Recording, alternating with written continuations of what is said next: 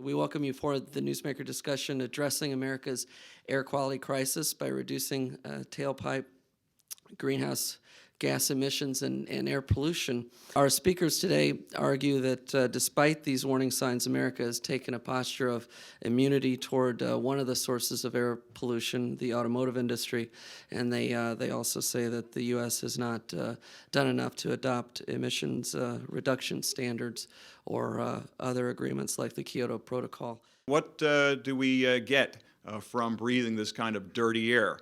Well, the health effects are many, and they're all bad. We have asthma attacks, people sent to hospital emergency rooms. Even in some cases, some studies have suggested that asthma can develop as a result of dirty air. Chronic bronchitis, cancer, and even premature death. So transportation-related health effects are many, and they are very serious. We think that if the government sets tough standards, there will be products that will be evolved to help deal with them. One of the stories that happened just a week or so ago that was quite fascinating and didn't get the kind of attention that probably should have is that a diesel car was named Green Car of the Year by the Green Car Journal, a Volkswagen Jetta. I mean, a couple of years ago, you would have never dreamed that a diesel car would be considered green. It is because there are standards in place that have forced technological development and created innovative opportunities for companies that come up with products that can do something good. Today we are hoping to bring attention to a problem, to acknowledge a problem that many of us, including myself, have been very, very slow to acknowledge or even understand that every time we drive a car, we are creating toxic waste pollution out of the tailpipe of our car that threatens in a very serious and profound way the health of ourselves, our families, and our communities. We have last 30 or 40 years of the environmental journey that all of us have taken has really told us the importance of time, that we don't have time to fight over the acknowledgement of these problems. We need to work together to find out, sift the real from the fake. And there is plenty of data out there now to make us wake up to the toxic waste that comes out of these tailpipes. Both Frank and Jan are both public figures. They get involved in awareness to problems. Awareness is extremely important. I represent the private sector, so what is my job? Once the awareness has been created, someone has to go solve the problem. When we talk about solving the problem, it's difficult when you talk about legislation and the auto manufacturers to solve the problem. Auto manufacturers, by the way, are having a tough enough time as it is, especially to go and spend R&D dollars solving a problem that people don't recognize even exists from a regulation perspective. So there's two problems that really have to be solved. One is the problem today. There are 250 million cars on the road today. All of them are emitting harmful emissions. 500 million cars worldwide. Now, if the car company woke up tomorrow and created a solution, how long would it take for that solution to take effect? Well, it comes off the assembly line next year. That's fantasy, by the way. It's probably 2 or 3 or 5 years. Cars stay on the road 7 to 10 years. So by the time that technology is ubiquitous and has an effect, it's a 15 to 20 year horizon.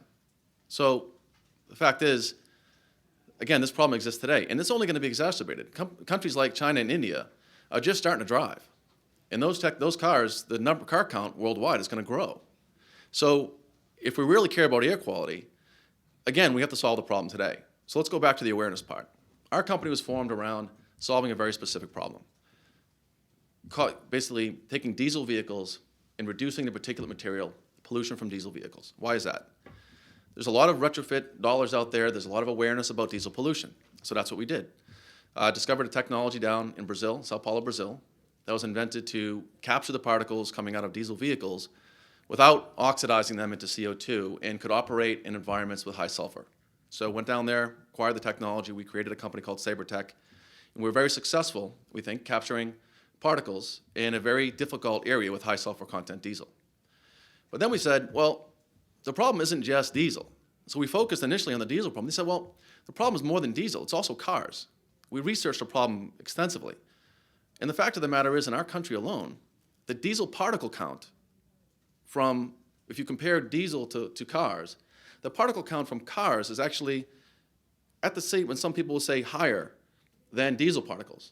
Well, you don't hear a lot about that. You hear a lot about the diesel retrofit programs. Here's a second problem with that. The diesel particles, you can see them, they're big, right? You see them blowing in the air, you breathe them in. Well, your body's pretty good at getting rid of big particles. It's not good at all at getting rid of small particles. So the ones that are coming out of the cars are actually more toxic to human health than the ones that you can see coming out of the cars. Just a little bit less annoying, again, because you can't see them. So we went after this technology, very noble endeavor, right? Let's try to capture the particles that are coming out of cars. And we were very fortunate. What ended up happening was we developed this device. And again, when you're capturing particles from a combustion engine, the first thing you have to do is, how do I filter from a tailpipe without creating back pressure and damage in the engine? Well, we solved that with our diesel technology. So all we did is take that same technology and bring it to a car. And immediately we saw that the filter material was getting filthy black. So any of these people, the car companies that say that emissions are so clean now, you can practically breathe out of the tailpipe. Well, you try that. This is the stuff that's coming out of your tailpipe. So we went to a laboratory to test how effective our technology was. We found a very interesting side benefit. We're actually tuning the exhaust, improving the efficiency of the vehicle, which has the effect of increasing fuel economy and lowering the CO2 output. Now, before the skepticism flags start flying up, we're doing a release today that we went to ATDS, the most well-renowned laboratory in the United States, put a fleet of 5 vehicles to the EPA 511 test protocol, which is the most difficult test protocol out there. There have been close to 100 products tested using the EPA 511 protocol that have claimed fuel economy benefits and maybe sometimes emissions reductions. They couldn't show it on a single car. We went across 4-cylinder, 6-cylinder, 8-cylinder van and a hybrid and showed significant reductions in CO2 emissions and an increase in fuel economy. Well, that's a good thing, because if we really think about a car, what are the 3 main things that a car does that are bad for people in society? Well, runs on gasoline, dependence on foreign oil, that's fairly topical, right? Second, it is a machine for producing CO2. Your car is designed to take unburned fuel and create CO2 in water. The average car is anywhere from 400 to 500 grams per mile in CO2. And the third thing is particulate material capture, and that was really our main goal. So the fact that we went after this one problem, we were able to solve 2 more, really gave us a big benefit. What was that benefit? A financial incentive for fleets and city governments to use the technology. If you're a city government and I come up to you with a particulate trap for your cars, that's very nice. I appreciate that the air is going to be cleaner, but I cannot get that through my budgeting process. There is no return on investment for simply cleaning the environment. That goes back to that whole legislation thing. The fact that the technology provides a financial incentive, we've already got fleets, very, very large fleets, in city governments coming on board. And from their perspective, it's the best of both worlds. They're cleaning the air for their citizens in the city, and they're able to justify it and maybe save a few dollars out of their budgets. So from the private sector's perspective, we believe that it's our job to solve the problem today, and then the car companies, when they get their technologies, alternative fuels or hydrogen or running on electric, get rid of emissions. So let's, sort of band-aid the problem today by reducing the emissions of the currently existing vehicles, both CO2 and particulate. And then that'll give us a little bit of time, at least, to further develop those technologies that are being heavily invested in. There are billions of dollars in venture capital money going into clean technology. That will happen. That will be a reality. But I think it's a combination of us solving today's problem and letting the car companies and legislation make it such that the problem goes away altogether.